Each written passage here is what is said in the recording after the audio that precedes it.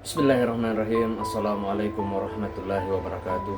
Kembali lagi di channel Muhtar Aditya Pratama Official. Puji dan syukur kita panjatkan kepada Allah Subhanahu wa Ta'ala yang telah memberikan beribu-ribu nikmat kepada kita semua. Tak lupa sholawat dan salam tercurahkan kepada Nabi Muhammad SAW, kepada keluarganya beserta sahabat-sahabatnya.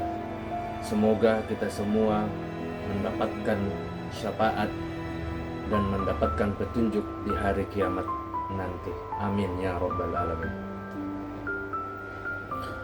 Baik, di kesempatan yang mulia ini saya akan menceritakan sebuah kisah di mana yang berjudul Sejarah dan Asal-Usul Harta Qarun. Sahabat yang beriman dimanapun berada, semoga kita selalu dalam lindungan Allah Subhanahu wa Ta'ala. Bismillahirrahmanirrahim. Allahumma salli ala Sayyidina Muhammad wa ala ali Sayyidina Muhammad. Harapan dan doa saya kepada sahabat-sahabatku dimanapun berada, terutama yang menonton video ini, semoga selalu diberikan kesehatan, dilapangkan rezekinya, diampuni dosa-dosanya, dan dipanjangkan umurnya. Amin ya rabbal alamin. Pada kesempatan kali ini saya akan membahas tentang sejarah dan asal-usul harta Qarun. Penemuan harta Qarun memang selalu menjadi fenomena dan menarik perhatian banyak orang. Bagaimana sebenarnya sejarah penamaan harta Qarun ini? Berikut kisahnya diceritakan dalam Al-Quran. Untuk diketahui, harta Qarun sering diartikan sebagai harta berharga dan bernilai tinggi yang biasanya ditemukan di tempat-tempat tersembunyi. Menurut asal-usulnya, harta Qarun berawal dari kisah seorang saudagar kaya pada zaman Nabi Musa alaihissalam bernama Qarun. Dari sinilah asal muasal penyebutan harta Qarun yang kini populer di tanah air. Kisah Qarun ini ditemukan dalam Al-Quran surat Al-Qasas ayat 28 ayat 67 sampai 68. Allah berfirman, sesungguhnya Qarun termasuk kaum Musa, tetapi dia berlaku zalim terhadap mereka, dan kami telah menganugerahkan kepadanya perbendaharaan harta yang kunci-kuncinya sungguh berat dipikul oleh sejumlah orang yang kuat. Ingatlah ketika kaumnya berkata kepadanya, janganlah engkau terlalu bangga, sungguh Allah tidak menyukai orang yang membanggakan diri. Quran Al-Qasas ayat 76. Sahabat yang beriman dimanapun berada, pada zaman Nabi Musa alaihissalam ada seorang saudagar kaya bernama Qarun. Menurut beberapa riwayat, ia adalah salah satu kerabat Nabi Musa alaihissalam. Tak hanya memiliki banyak harta, Qarun juga termasuk orang berilmu. Bahkan dikatakan bahwa dirinya adalah seorang ahli kitab Taurat selain Nabi Musa dan Harun.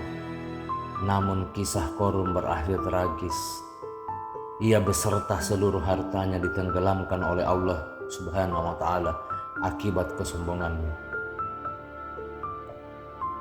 Semasa hidup, Qarun dikenal sebagai sosok multitalenta. Ia dijuluki dengan sebutan Munawir karena kemerduan suaranya dalam membaca kitab Taurat. Selain itu, dia juga pintar dalam berbisnis dan mengetahui berbagai trik untuk memperlancar usahanya. Qarun menjadi seorang saudagar sukses dan orang paling kaya pada zaman Nabi Musa alaihissalam. Jauh sebelum kekayaan Qarun melimpah ruah, sebenarnya ia hanyalah seorang lelaki miskin yang tidak mampu menafkahi keluarganya.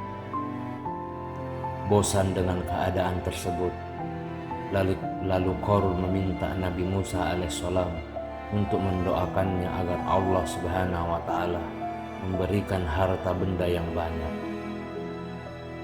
Sahabat yang beriman dimanapun berada, semoga kita selalu dalam lindungan Allah Subhanahu wa Ta'ala. Nabi Musa alaihissalam menyetujuinya tanpa ragu karena dia tahu bahwa Qarun adalah seorang yang sangat soleh dan pengikut ajaran Ibrahim yang sangat baik.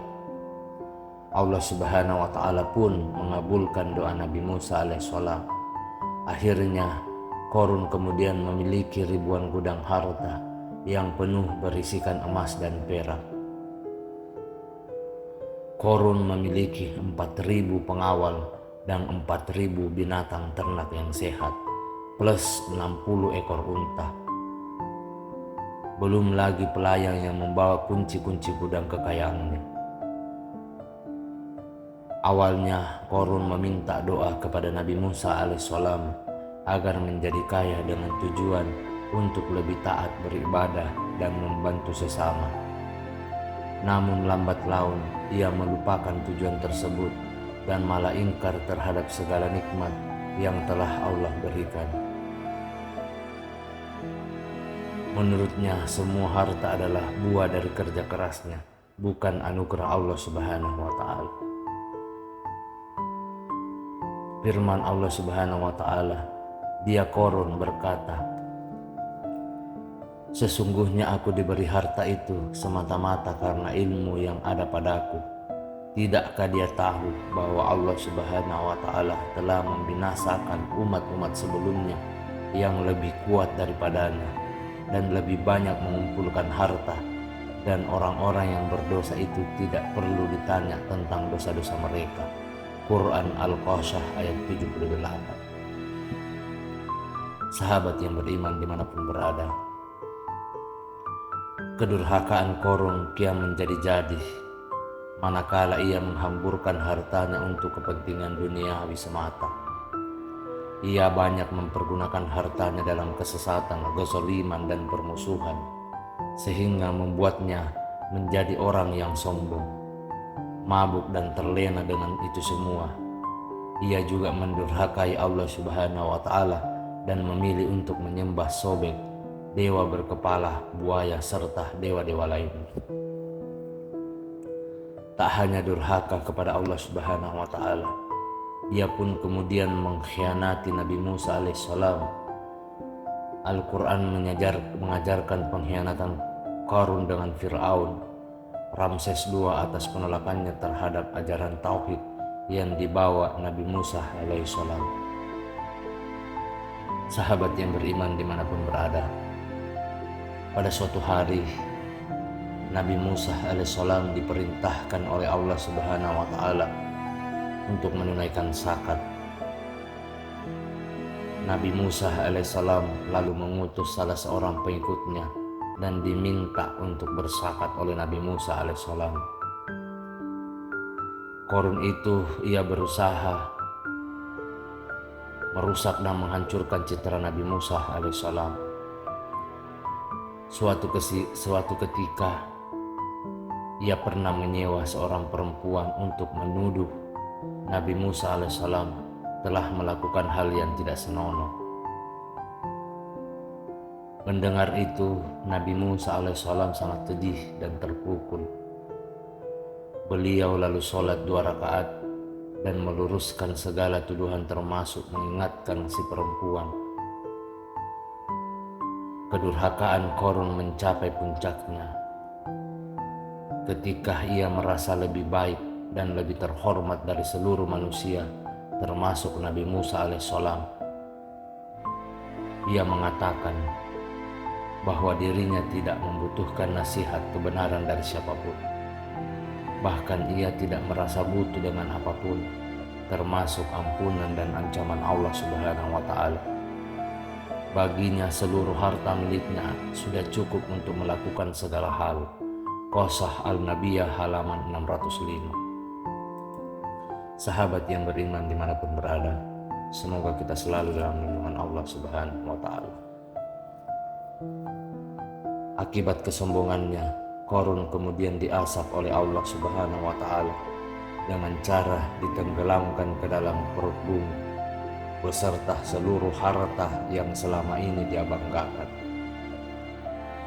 Firman Allah Subhanahu wa ta'ala, maka kami benamkan dia atau Korun bersama rumahnya ke dalam bumi, maka tidak ada baginya satu golongan pun yang akan menolongnya selain Allah Subhanahu wa ta'ala, dan dia tidak termasuk orang-orang yang dapat membela diri. Quran Al-Qasas halaman 28 81. Sahabat yang beriman dimanapun berada, kisah Korun dalam Al-Quran ditutup dengan peringatan Allah Subhanahu wa ta'ala kepada seluruh manusia bahwa bumi tidak diperuntukkan bagi orang-orang yang dipenuhi kesombongan dan keangkuhan. Hendaknya kita senantiasa bersyukur atas segala karunia Allah Subhanahu wa ta'ala. Sahabat yang beriman dimanapun berada, semoga kita selalu dalam lindungan Allah Subhanahu wa ta'ala. Demikianlah sejarah harta Korun dan kisah Karun yang diasap oleh Allah Subhanahu wa ta'ala karena kesombongannya. Semoga apa yang saya sampaikan pada kesempatan yang mulia ini bisa bermanfaat untuk kita semua, terutama yang menonton video ini. Mohon maaf apabila ada salah kata ataupun ucapan dalam video ini, karena perlu kita ketahui bahwa kebaikan datang dari Allah Subhanahu wa ta'ala dan kesalahan datang dari saya pribadi selaku manusia biasa yang tidak pernah luput akan kesalahan. Akhir kata, subhanakallahumma wa bihamdika asyhadu an la ilaha illa anta astaghfiruka wa atubu ilaik. Wassalamualaikum warahmatullahi wabarakatuh. Nantikan kisah-kisah menarik selanjutnya.